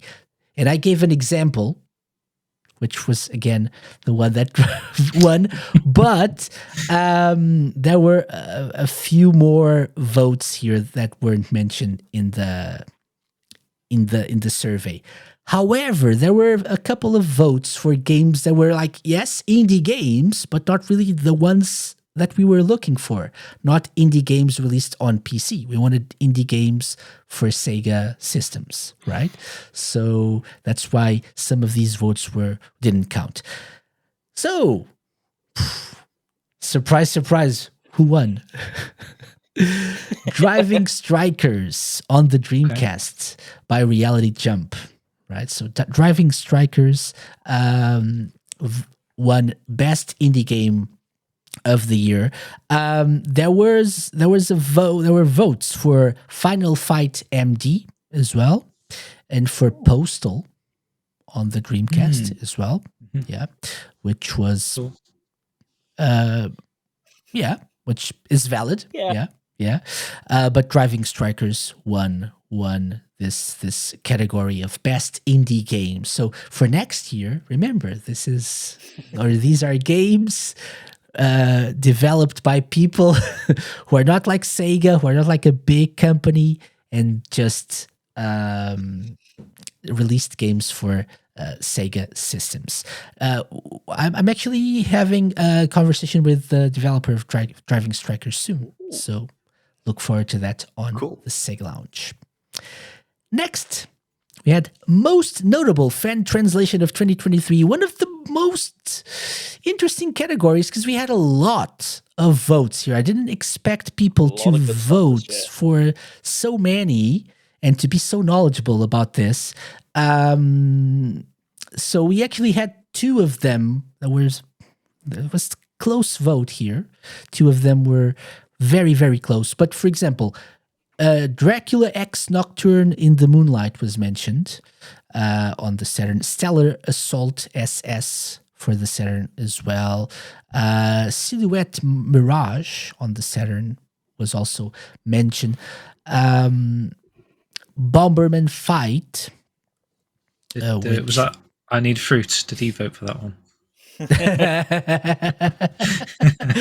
He's massive Bomberman fan. The winner by very close margin. So runner-up, Rent a Hero #1 on the Dreamcast. And the winner, I'm confused. Is this the graphic? No, this was the previous one. Okay. So it's this one. Again. It's this one. Nakaruru, The Gift She Gave Me by Derek Pascarella, Duralumin, Marshall Wong, and person in chat right now, Lewis Cox. Nice. Yeah. So this was the game that won. I haven't played this. Have you guys played this? I just downloaded it yesterday. Okay. Same. I need to get Driving Strikers as well, so that would be in the same category, but nearly played this. Doesn't count. But I've heard a lot about it on the Dreamcast Junk podcast. Yeah, I haven't played it yet for one simple reason, because of the genre of game it is. It's like a visual novel, and I'm not really too familiar with like the universe it's based on, but I do understand why it was voted as the most notable. And I was actually careful for once about not calling this best fan translation, because I think that would be a little bit like unfair, because translating games without getting paid and the amount of work that that people do with these, I don't think calling it best is a good way, but most notable. And I do understand why this is one of the most notable fan translations due to the amount of text involved. And I know Lewis shared this was a labor of love and something that consumed a lot of time. So yeah, well deserved, guys. See, so Lewis says it's a visual novel. I understand it's not for everyone. A lot of the reason I joined the team was I just wanted to play it in English. There we go. Mm-hmm. So yeah, this is the announcement trailer that we're watching right now. It doesn't really show much of in terms of gameplay, but it shows a little bit of the art style, and it gives you a little insight into the story of Nakaruru, The Gift She Gave Me. Right. So it's now available, and you can download the English translation patch. By the way, quick mention. The guitar? That's a good question. Is the gift the guitar? Mm. Ooh, is that a guitar, or is that a mystical instrument? Mm. Tonight I'm going to sing you a song about the spirits of spring. Ooh. Yeah. So, by the way, I forgot something, because I'm a very organized person. I wanted to mention, by the way, what Driving Strikers is for people not familiar with the game. So it's like a Rocket League type game, which you can play online on the Dreamcast. So you can also get it on Steam, but you can play online right now on Dreamcast. So that's a very good place to be right now, right? 2023, 2024, with new games, with online play coming for the Dreamcast. That's amazing. Yeah, with crossplay. Yes, Wow, Scotty is I saying didn't know that. with crossplay. That's cool. Yes, Wow. that's true. That's cool. That's true. Yeah, and I wanted to give a special mention. I think this is appropriate since Lewis indirectly just won one of our categories. I wanted to mention before, but it's a good time as any. The Dreamcast Junkyard's top 25 Dreamcast indie games article, and so they actually asked people to vote for their top 25 Dreamcast indie games, and it's been updated with the 2023 releases, which includes actually somewhere Driving Strikers. So if you look at this, you'll find some interesting indie developed games that fit this criteria that we wanted for best indie game of 2023, games released for the Dreamcast. And a big shout out to the Dreamcast Junkyard, which was like the outlet, the community website that actually participated the most in this survey. A lot of people from the DCJY voted for their favorite games of 2023. So thank you very much, guys. I was trying to find Driving Strikers. Okay, number 4. Wow. Yeah, that's high praise. So online gaming on the Dreamcast in 2023, crossplay with PC. What a world we live in. Okay. By the way, Rent a Hero number 1. Do try that if you can. Really enjoyed it. That was my pick because it was the one that I played the most last year. Really enjoy it. It's got Sanshiro. So yeah. Okay. Scotty Mo says, in the year 2000. Yeah, that's a throwback. Okay. Anyway, let's keep going with another category, which is most notable fan game. Right. So this was, I don't know, was this a surprise, Jim? Maybe not, because she shared this voting stuff to Shenmue Dojo, so there's only one option. But there's some good games I'm reading in the runners up and stuff, so maybe it is a surprise, I don't know. I mean, there were more than the Shenmue Dojo people voting for this, I'll tell you that. Really? Yeah, a lot more people voted for it. And yeah, but without probably a lot of surprise. Is it this? I think it is, yes. Okay, Dreams of Saturn by George Kitchen. So it's a Shenmue fan game, which released late last year. So it was still fresh in people's minds. Yeah. And it's Christmas game. Yeah, well-deserved. Definitely well-deserved. So would you like to explain briefly what this game is about? So, yeah, I mean, it's kind of a prequel to Shenmue in the sense that Ryo's father's alive.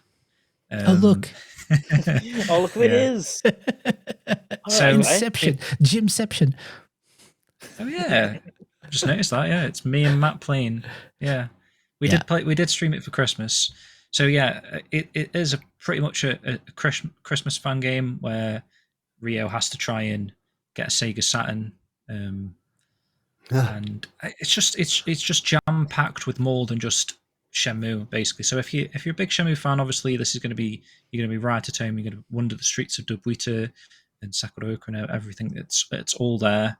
It plays in first person, and there's loads of like details that obviously George Kitchen's a big Shenmue fan, so these are like a lot of like Shenmue-esque details. But there's also a lot of things in there that's just, I think any Sega fan is going to enjoy. Like there's Nights into Dreams content in there. There's Rystar. There's just like loads of cool Sega IP things in there. These collectible toy capsules from different characters and cassette tapes. There's actual Sega Saturn games that you can take back, and you can't actually play them, but you can watch them on Ryo's TV. And like it's just the attention to detail. It's like Shenmue, but even more. So like I say, all the TVs are like working and showing footage and like video content on the TVs live, and there's QTEs in there, and it's a really nice story as well. There's like an underlying story, and then there's some bits and bobs that have been inspired by, say, even Shenmue 3, herb picking, just loads of stuff to do. And George is actually working on a new game, kind of a follow-up to this, that's releasing later in the year. There's a video on YouTube of, I think Joe Kitchen released a video of all of the cutscenes from this game, and then at the end he sort of teased what George's next game is going to be. It's going to be like set in Guilin, and it looks stunning. And a little bit later in the year as well, he's doing a 2.0 version of Dreams of Saturn that includes the harbour. So yeah, definitely check that out. And you can get this right now. If you go on the Shenmue Dojo and click media, scroll down to the fan games section, and you can grab it from there.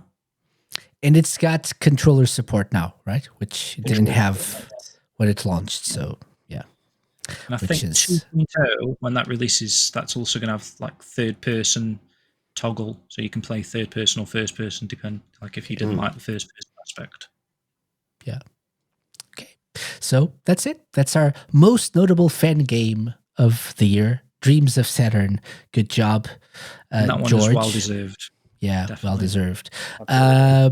Quick mention though to Golden X32X, which was actually a couple of people voted for this one, and then we had also Sonic Triple Trouble 16-bit also got a couple of votes.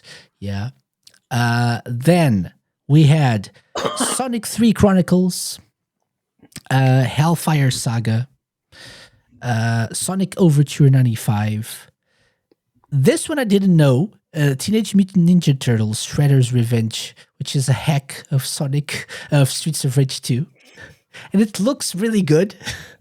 Have to say, I looked it up and was really surprised with how it looks and how it looks like it plays. So probably want to check out.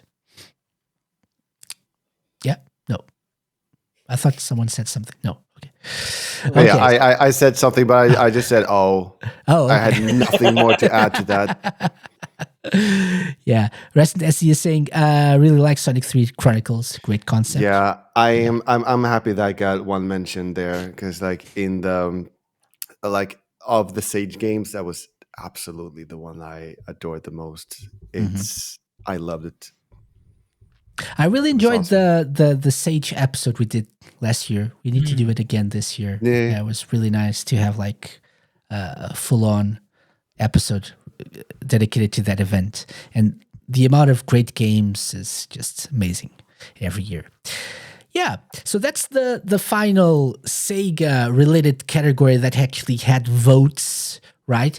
Next up, we had notable older Sega games played in 2023. So here it's like people could mention whatever games they wanted. Surprisingly, though, there were like people who mentioned the same games. So Sonic and All-Stars Racing Transformed got some mentions. Shenmue awesome got some mentions. Yeah, Shenmue was a great game, Lime. Indeed, that's true, Lime. Yes. Lime. I'm sure it is. I'm sure it is. However, yeah. No. However, I'm absolutely sure it is.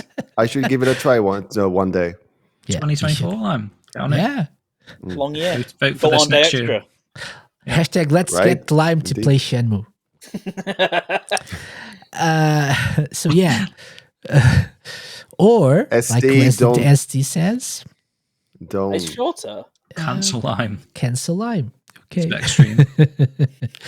extreme. We also had a couple of mentions for Spike Out, probably because of the. Wait, Spike Out is that going down? Something like that? Is that like a Dragon Infinite Wealth? It's an Infinite Wealth, yeah. So Infinite Wealth, maybe people played it outside of. Hopefully, makes sense. Infinite Wealth. Submitting 2024 games. That's future content. Oh, that's spoiler content. Okay, a couple of people mentioned the PS2 version of Shinobi, which is interesting as well. Yakuza Like a Dragon, Daytona USA 2. Okay, Like a Dragon Gaiden makes sense. Yeah, that makes sense. Sega Sonic Arcade, Nice. Panzer Dragoon Saga, Shenmue 2, Bare Knuckle 3 English modded, 7 Mentions Ghastly Smile, Sega Rally, Crackdown, Nights into Dreams, Panzer Dragoon Orta, Persona 5, Monkey Ball on the arcade. Nice. Old school. Zero Tolerance, Wirehead, Kids on Sight, Slam City with Scottie Pippen, Sonic Mania, Hatsune Miku Project Eva Extend, Kunoichi. What was that one? Is that a Sega game? Slam City with Scottie Pippen? Really? Yeah, classic. It's a classic. Yeah. What console's that on? Isn't that Mega CD? I've never heard Is it of on this the game Apple in Pen? my I think life. it is. Me neither. Yes, Mega Fair CD. enough. Yeah, Right, Slam okay. City. It Slam was City Scotty. with It was Scottie Scotty. Pippen. Scotty mentioned this. He says, that was gonna me and figure I'm this not out. sorry. Is that a US exclusive? It's like one of those FMV games Yeah, on the Mega CD. Okay. As are a few of them rings well, here. actually. Yeah. See? It says, I experienced Slam City for the first time and had to mention it. It's a gem. Interesting. Nice. Yeah. Who's What Scottie Pippen? else? Basketball player. Really? Even I know that. No? Am I right? I think I am. Yeah. You see, you're always right. Oh, That's sorry, he's true. the final boss. boss. That's Scottie Pippen is the final boss. Never played the game. I've seen footage of the game. I've seen people mentioning the game, but never played it. Are you for real? Is Scottie Pippen the final boss? That's what he said. Apparently, yeah. Yeah. Okay. Okay. Graph 6 says Michael Jordan's sidekick. Yeah, playing for the Bulls. No, I got destroyed. We never even saw Pippen. Oh, that's a shame. It's a hard game, apparently. Okay. Kunoichi, PlayStation 2, so that's the Nightshade, right? Kunoichi is the Japanese name. The sequel to Shinobi. Exactly, on the PS2. And Sega Rally 2006 on the PS2 as well. So those were the mentions of... Can you see who picked who? Or who picked what game there? Yes, I Did- can. SkillJim, Shenmue. Everyone else is irrelevant. I was going to Yeah. say, did Dr. Scottnick pick Monkey Ball Arcade? Oh, yeah, I was thinking that. Yeah. No, 'Cause he no. was the one that I was, can see who picked that. Cool, I that can luck give me a is- second, and I'll try to find who picked. Not everyone mentioned these games here because this was one of the optional categories. Scotty. You It says shouldn't that's be against the revealing this. confidentiality. I'm just gonna mention if people didn't say they didn't want to be like involved in the show, because there was an option for people not to be involved in the show, that they just wanted to vote. But if that's not the case, I can maybe, and depending on who it is. Interesting. I just noticed something.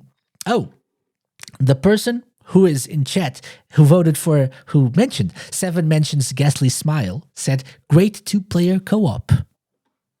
Okay, so if you want to have a nice 2-player co-op experience, said person says this is a good idea. Good game to try. Said person might have already Shenmue. mentioned this in the chat, so we can easily identify them. I don't know. I'm struggling actually to find But don't the worry about monkey it, Casey. ball. It was, I yeah, think I if know who if it wasn't was. Dr. Scottnick, then I think that it was was. in- Okay, there we go. Actually, it was Brian. Brian from the Dreamcast Junkyard. Oh, wow. Yeah. The only game he mentioned. Shout out to Brian. Brian Vines. Arrest KC. Maybe that's the same machine that's GDPR coming in. violation. Yeah. It's wild that someone actually put Monkey Ball Arcade. And it's Brian of all people. Yeah, I wonder if that's the cabinet, because I was going to talk about this briefly. There's one that's going to be coming up local to me, so that's going to be on my 2024 list. And I'm not too far from where Brian's coming to, I think. So I wonder if it's the same cabinet. Could talk about it next year. Yeah. Excellent. Fascinating, I know. Sorry. No. Yeah, but it's nice. It's nice that we can actually find places where to play these older Sega arcade games still, right? Yeah, for sure. Yeah. Okay, so for the final category, we have best non-Sega game of 2023. So it really doesn't matter because it's not Sega, but people could vote either way. And we got a tie for top spot. So special mentions: Viewfinder. Would you care to talk about it, Lime? Yeah. That took me by surprise. I already love like the puzzle games that really inspires you with new ways. And I'm talking Portal 2 is that Portal series is an awesome game. And there was, what game am I thinking about? There was another one that I just can't, that just ain't coming to me. But yeah, like what you do is that you have a camera basically in the game, and let's say that you have cliff in front of you. It's like you and like you need to get over to the other side, and so what do? You can't go over there. But what you do then is like you take a photo of the bridge right over there. And then when you've taken a photo of that, then you align that photo with the gap in front of you and then press a button. And now that bridge is on that gap and you can just move over. So that's how you then solve the puzzles using the camera. And it's just such an inspiring way to solve puzzles. I absolutely love it. It's a huge recommend. Yeah. I remember I saw you streaming this. I thought it was interesting. One of those games that I think to myself, yeah, I'll eventually play this, but maybe never will. But it's one of those games that if I do end up trying it, I'll probably love it. Yeah. Wily Coyote stuff, says Rapsig. Viewfinger. Probably with a better Viewfinger. No, I think Viewfinger is a different game. Very different Scotty. game. Very different game. Different yeah, ways. This is Viewfinder. yes. Just to clarify. Also, there was Spider-Man 2. There was Star Wars Jedi Survivor, which I haven't played yet. I liked the first one. Didn't play this yet. RoboCop Rogue City. Baldur's Gate 3 surprisingly only had one mention. Thought people would vote more for this. Sea of Stars. Lunar Lux. And then we had, like, the runners-up were Street Fighter 6, The Legend of Zelda Tears of the Kingdom, and Lethal Company. Those were the runners-up. And we had a tie for first place for most voted non-Sega game. So Sega games not developed or published or in any way related to Sega. So we had two. Bomb Rush Cyberpunk and Resident Evil 4. I know Bomb Rush Cyberpunk was also in another category, but it actually fit. And we had a tie for these two games, Resident Evil 4 and Bomb Rush Cyberpunk by Team Reptile. Thoughts, guys? Deserved. I can only speak for Makes one sense. instance, though. I'm playing Resident Evil 4 at the moment, to be honest, with PSVR 2, and it's a great game. Yeah. I never really, like back in the day when I played Resident Evil 4 I played it on the Wii or the GameCube where it was released. I think it was a Wii game, wasn't it, right, when it came out? And It was on GameCube obviously, first. It was on what, Then sorry? I think it was on GameCube first, and then there was the Wii version. Okay. Yeah, I think it was GameCube then. It was when it came out, and it was like a bit of a shock compared to the other games, because obviously this is like a third person, and back in the day it was camera. I forget the exact phrasing. Over the shoulder. Something like that. There's another word, sort of like Sony. it's not going to come to me on air. Game. But, or they all have the same camera. like the where you're walking into the camera and then the camera flicks and then you're in a different, Resident Evil style. View finger. Maybe so. Maybe that's what it was called, yeah. Oh, yeah. Like, see the view finger. Fixed camera. And then obviously Fixed Resident camera. Evil 4 was a different style, so that was a bit of a shock when it came out. But playing it in 2024, I'm playing it at the moment in VR. It's just insane. You're grabbing for your knife here and stabbing and getting your gun out your pocket, and it's like very hands-on experience. Please do it again. You're getting your knife and you're stabbing, then you're getting your gun, and then over your shoulder you pull out your shotgun, and you have to actually like. Sorry. Yes, please. Pump action Okay. shotgun like that. You can two-finger the shotgun or something. Okay, is view view finger, finger that is then. Okay, basically, yeah. Hashtag view finger. Yeah. Okay. What did you guys vote for, by the way, or did you not vote for this? I can't This remember. wasn't mandatory. Cyberpunk. Bomber I voted Viewfinder. Oh yeah. That's true. Yeah. I voted Tears of the Kingdom. It was thought about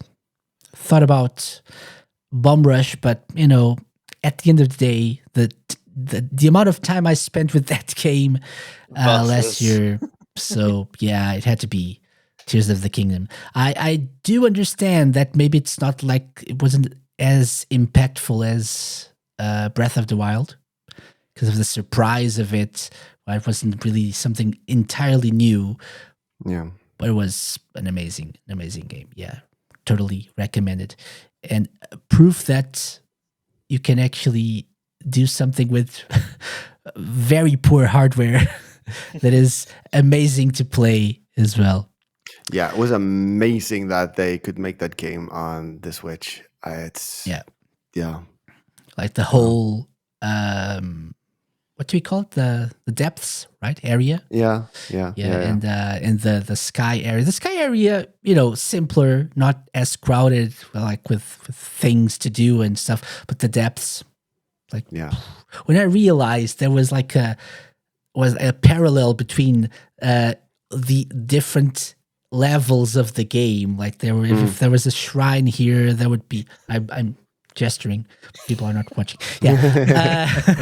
Where you have a shrine on the surface, you have like one of those light roots in the depths, and like. And if it was a river here in the top world, it would be like a wall there in the depths, and you could not get over or get through. It was like that. Like, oh my gosh, this is a river. So they're connected. Yes.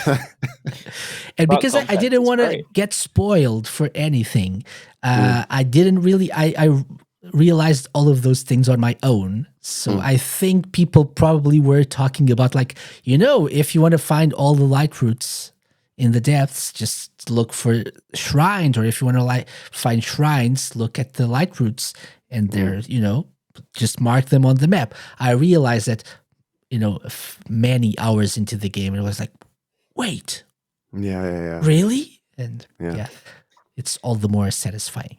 But that wasn't the best non-Sega game of 2023, so I'm going to shut up about it. Congrats. Congrats to Bomb Rush Cyberpunk, well deserved, and to Resident Evil 4, the remake for current gen systems. Scotty says the logical next step, Zelda in space. For sure. Okay, so that's it for our community pulse 2023. We are all still pretty much alive for now. It's nice to see. And let us know, by the way, if you're listening to the podcast version, let us know your thoughts on this. If you agree, don't agree, send us an email to podcast@thesegalaunch.com. Use the voicemail function on the website. Let us know, or use our social media to say what you think about this. For one, I think these are all pretty much fair results. Yeah. I think, Yeah.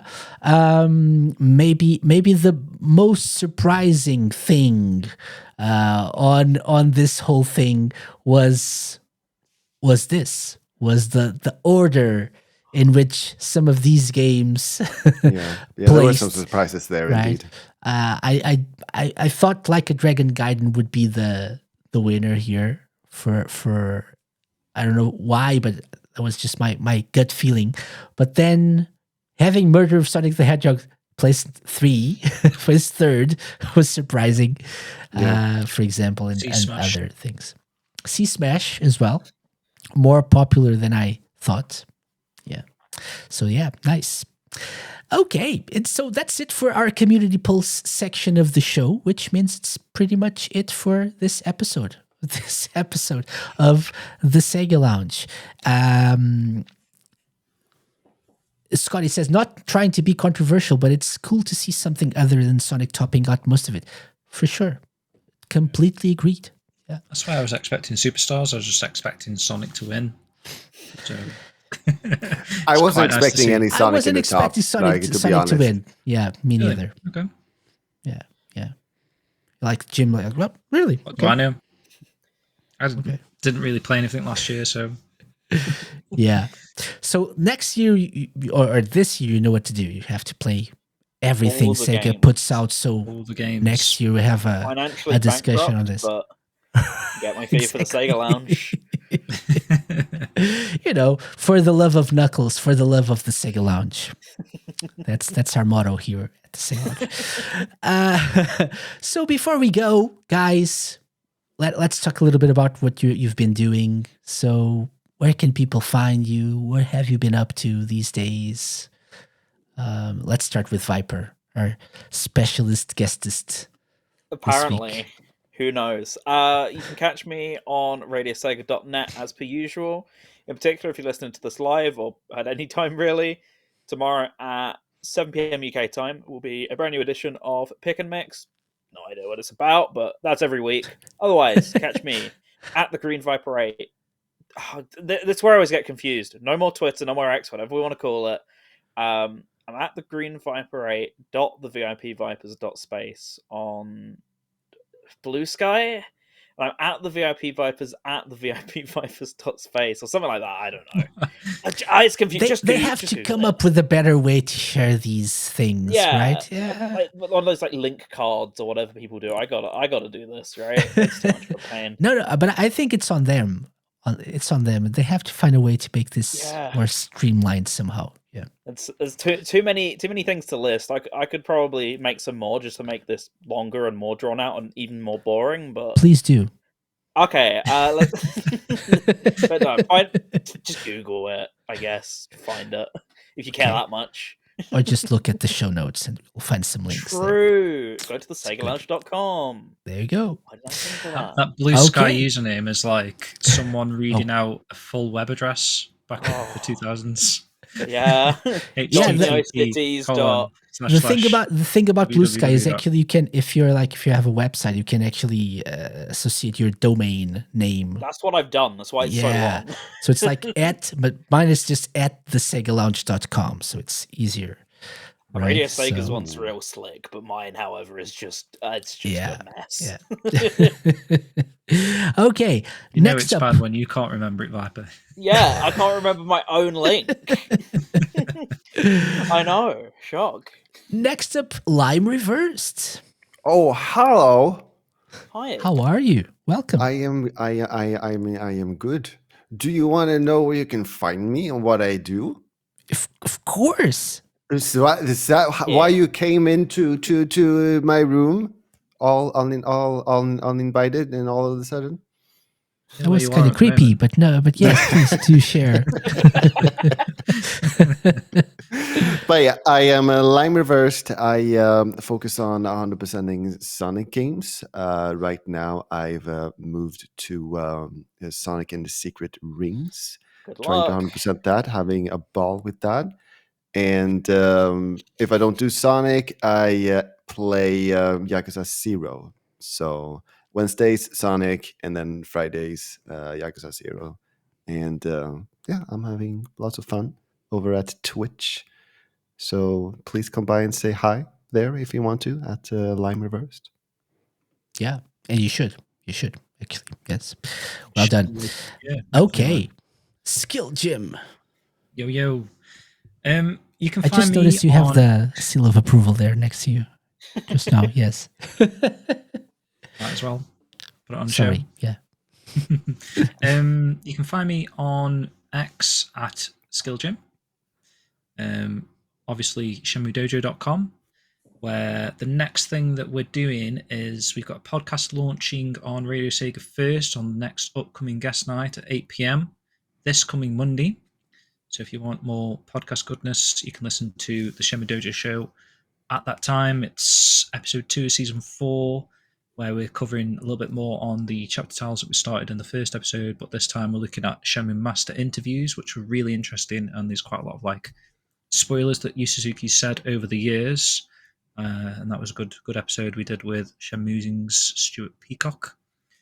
So check that one out. And we're actually also streaming at the same time, unfortunately, because it's like the 4th of the month we do a Shenmue Day stream. So you're going to have to pick and choose which you'd rather have, the podcast or the live stream. The podcast that will release later or the live thing? Yeah, both will have like a VOD, I guess. So it's not really imperative that you have to be in one of the places at that time. You could do the both on Friday if you want. Don't have to come on Monday. But those are your options there for Shenmue content. Excellent. That's great. That's great. Yeah, thank you for sharing. As for the Sega Lounge, next week actually we'll have Lime coming back because we did an interesting interview with Sega Hardlight, right, Lime? Yeah, indeed. Yeah, it was a lot of fun. It was very much fun. It was very much interesting. So yeah, do listen into that. Yeah. So next week, that's our next episode, focusing on Sonic Dream Team. And it's gonna be fun. Yeah, definitely a highlight of the season, and it just started. Maybe that's why it's a highlight. Don't have much to choose from. It's a hard light. View finger. Anyway.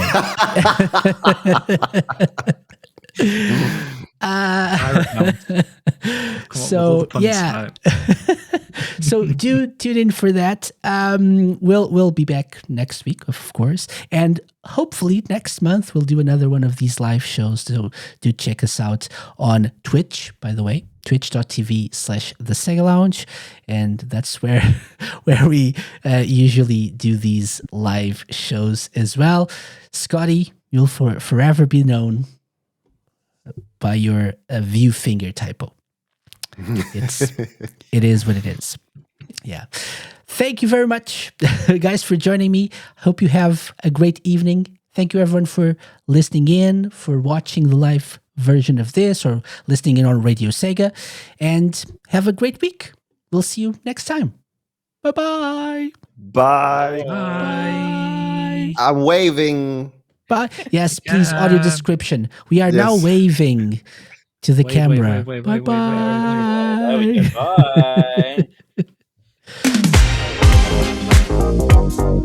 Bye.